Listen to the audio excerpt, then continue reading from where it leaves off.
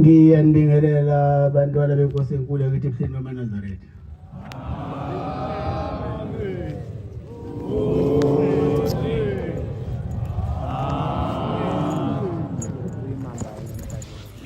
Ngizocela umfundisi Ntombela waseDumabisabe angifundele umthandazo wesabatha. Inkosi imbusise.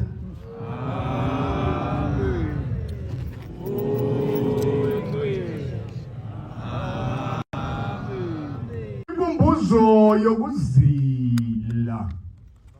Inkumbuzo kaNkulunkulu.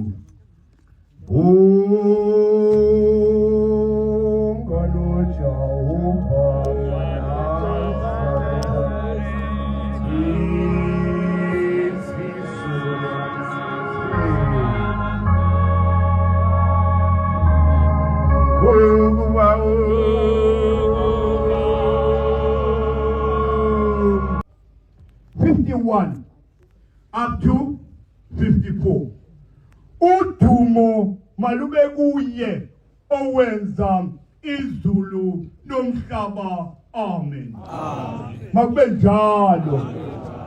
Ayikhumbule indlu kasenza ngakhona nodingane echithekeleyo. Ayibuthe ekuchithekeni kwayo. Amen. Mogentendalo owenza izulu nomhlaba phakade. Amen. Nkulunkulu Nkosi yethu kwamukele ukuthandaza kwethu, kungabi ngokusho kwethu kube ngokusho kwakho. Makube njalo. Amen. Sitabelele. Wazula ehlane.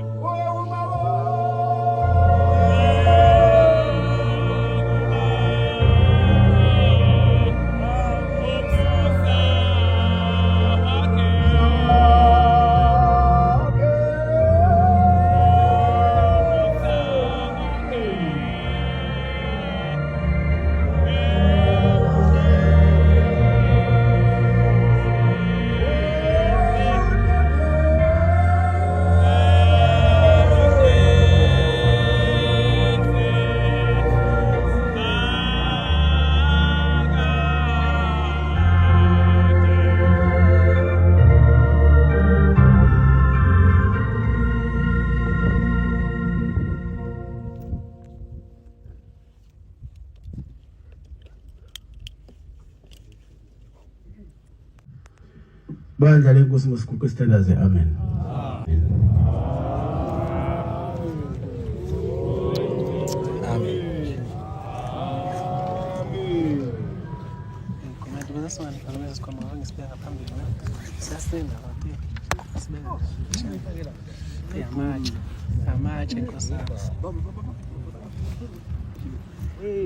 Ngiyaphinda ngiyanibingelela amanazarete amahle enkosini.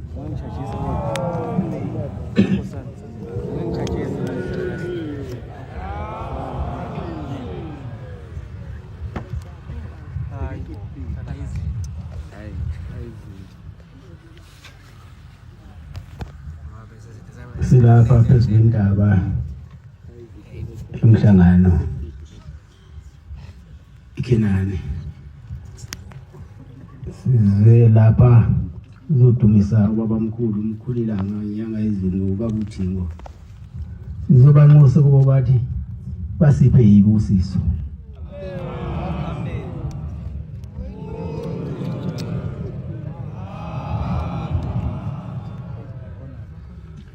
Basiphe namandla ukuhamba le ndlela yabo.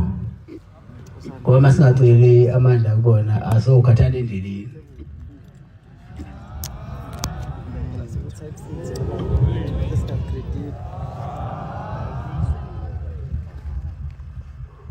Into kababamkhulu le.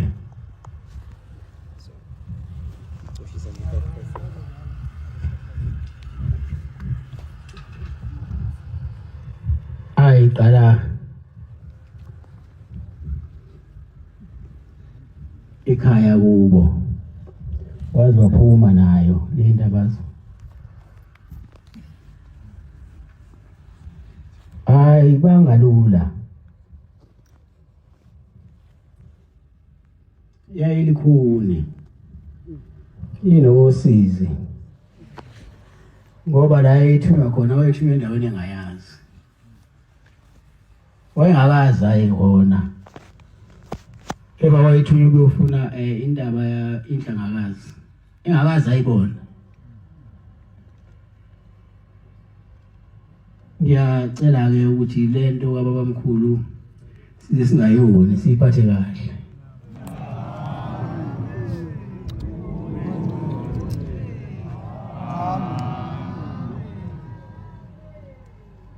Noma weya mina kodwa ungayile lento iwuphila lento manje bawubulala lento namanje basafika bazotendethela abezama ukubulala lento abezama ukushaya babamkhulu basafika namanje bazotendethelela basazofika futhi abanye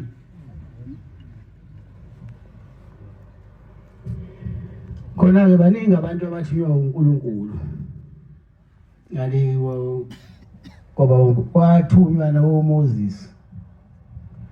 Kepha okwaMoses ukuthunywa akufananga nokwashembe. Okwashembe kwabanzima. OMoses wathunywa uNkulunkulu uNkulunkulu wamthuma ezokhuluma naye esedlelweni ajwayele ukukhipha izimvu zomkhwe wakhe ziyodla khona. Wasefica isihlahla sivutha lapho.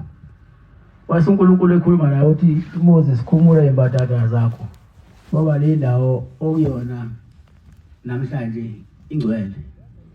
Wabe seyikhumula ke imbatata ke walalela ukuthi uNkulunkulu uthini kuyena kanti wayemthuma. Kodwa la kwakuyindawo ajwayele ukuyihamba. Wayelusela kuyona uyidlelo lakhona la ngakubo. Okwashembe kuhlukile. Kunzima futhi. Ngoba wasuka entabazo. Engakwazi la eKZN ukuthi le ntaba inhlangakazi uyothola kanjani. Ikuphi kodwa yona ila. Waseliqala ke uhambo lakhe uzofuna le ntaba. Indaba kaShembe enzima. Ifuna uma uyitholile ujule kuyona.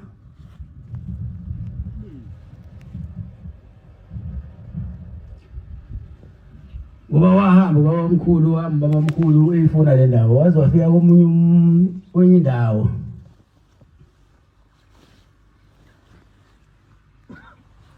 obhoda sili lapha.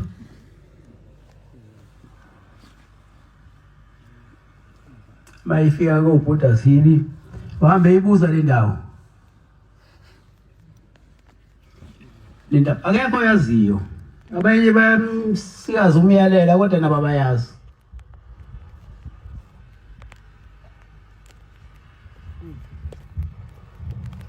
Uthe esekhathele womkhulu ukuhamba. Ifuna lela wasecabanga ukuthi nangakithi ikhona indaba. uNkulunkulu ungithume kwenye indawo engayazi. Ngcono ngiphindele ekhaya ngiyokuliza intaba zangakithi. Wase ephindela esitimeleni egibela esitimeleni. Esephindela ke intabazwe ngoba engayitholi inhlangakazi.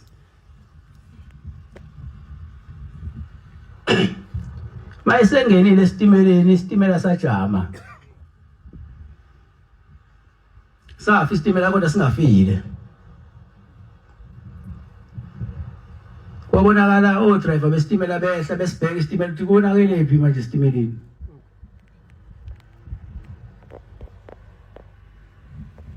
Lase lifika izwe limthumile uShembe. Ubaba mkhulu lathi Shembe, ngabe khona indawo engithuma khona la.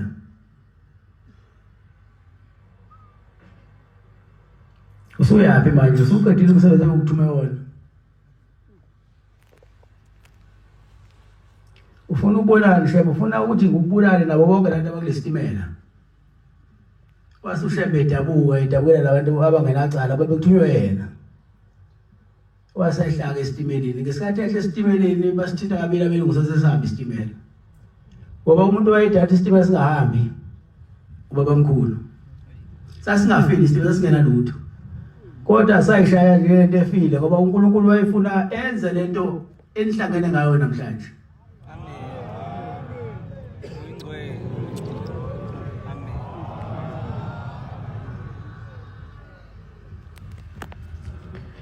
Ungifundela nansi incwadi.